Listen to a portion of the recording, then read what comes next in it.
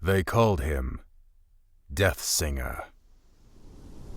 Our world, Ardonia, is a vast land, home to many diverse people, strange creatures, and dangerous monsters, hidden among the shadows of dense forests, beneath the sands of treacherous deserts, and frozen within the ancient mountains of the north, are secrets and mysteries which have eluded our comprehension throughout the ages. Few of these mysteries, however, have attracted such fascination as the Ardoni species, for which the land shares its name. The Ardoni possess the unique ability to wield great powers known as songs.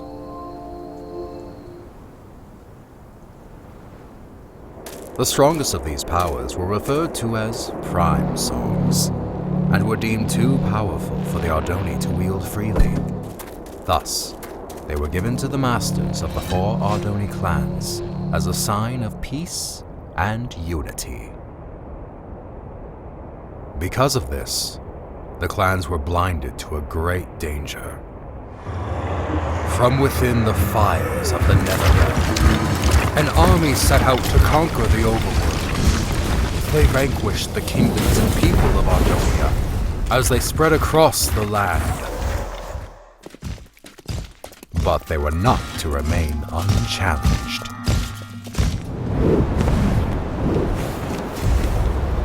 The Ender Knights returned during these dark times, long having been guardians of the overworld. The 2 opposing realms clashed with a fury of inconceivable power.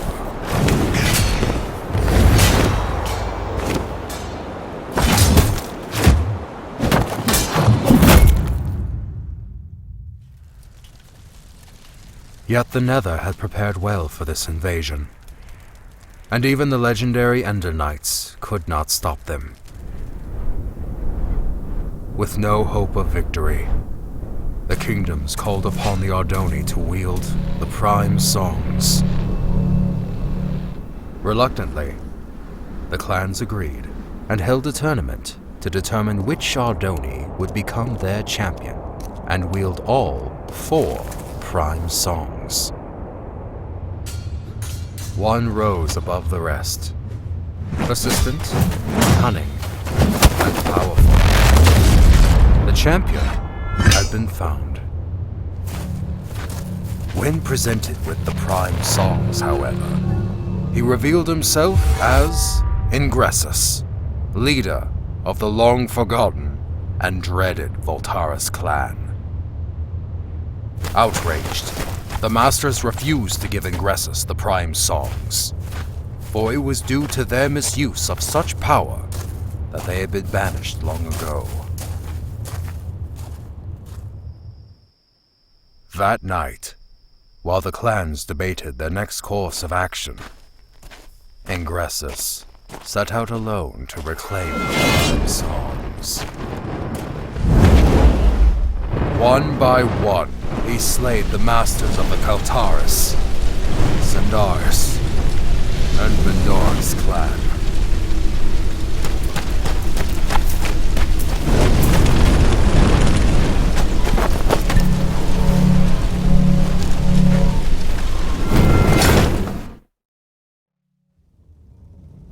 Through these dark deeds, he became known as the Deathsinger.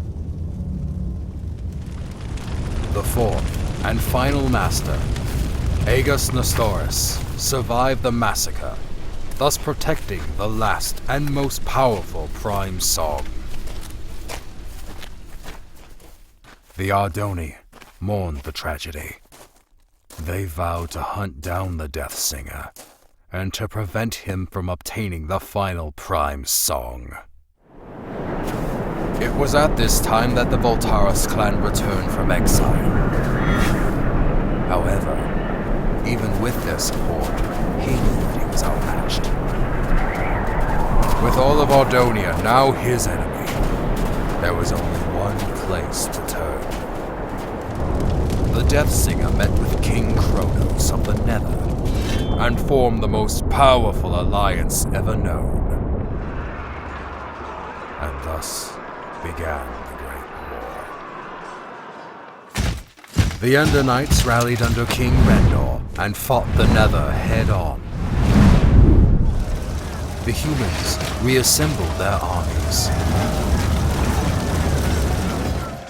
The Ardoni clans wielded their songs of old. The Magnarites came from the south, the Felinas from the west. Some even say he was there.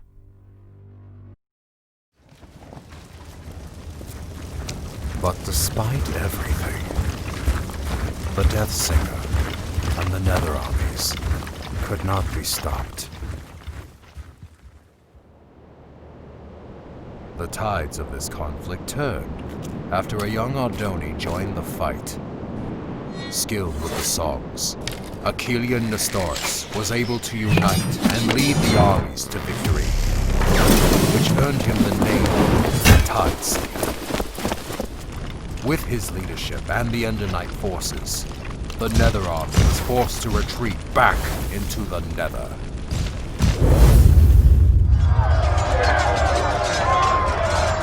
With no allies, the remaining Voltaris fell back to Mount Velgrin.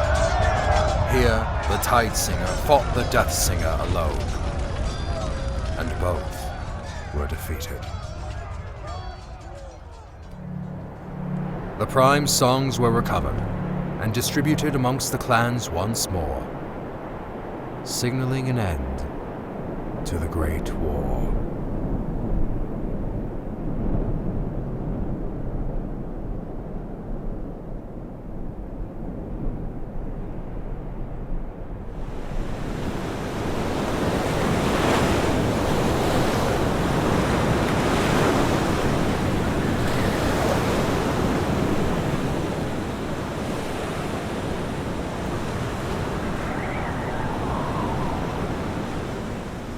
Peace was restored to Ardonia, and the time for rebuilding and healing began. The wounds caused by the Death Singer, however, will be felt forever. The Great War, 11th Wall of Time. Well, Hawken, I fail to see... Hawken?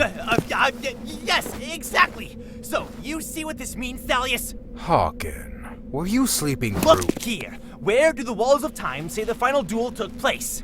Mount Velgrin. Indubitably! Most legends, including these bungled Walls of Time, fail to state that the final duel took place on the mountain's peak. Alright, so... what does this mean? I've heard rumors of a presence on the peak of Mount Velgrin. Being the naturally curious scholar that I am, I sent a few scouts to transform those rumors into facts. That was 2 weeks ago. And?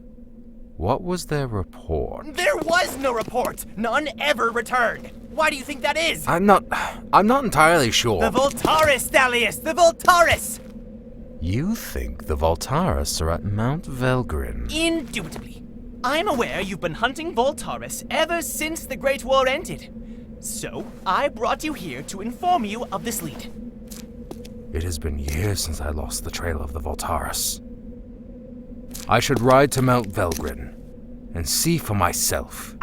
Hold up there, Thalius. Although I'm no chronicler, I feel it is my duty to accompany you and record what information we find. I would also like to discover the fate of those I sent to investigate. There is a chance we will encounter the Voltaris. And who knows what other perils... Fear not, Thalius, for I am prepared to fight. Wait, somewhere around here I have a weapon, unless I lost it. Here it is! Very well. Come on, then. Most likely this was all just a misunderstanding.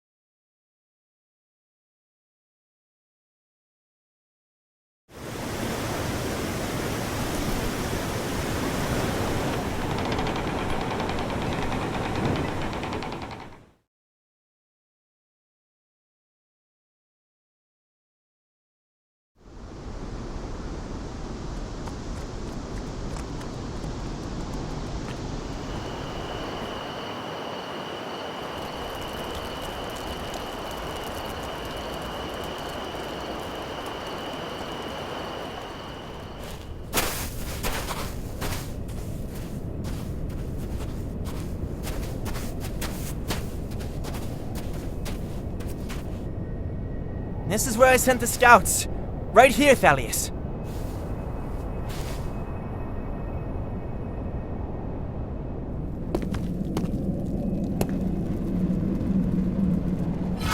Someone was here. Recently. I found their supplies. How peculiar. Why would they leave their belongings where others might find them? Because they are still here.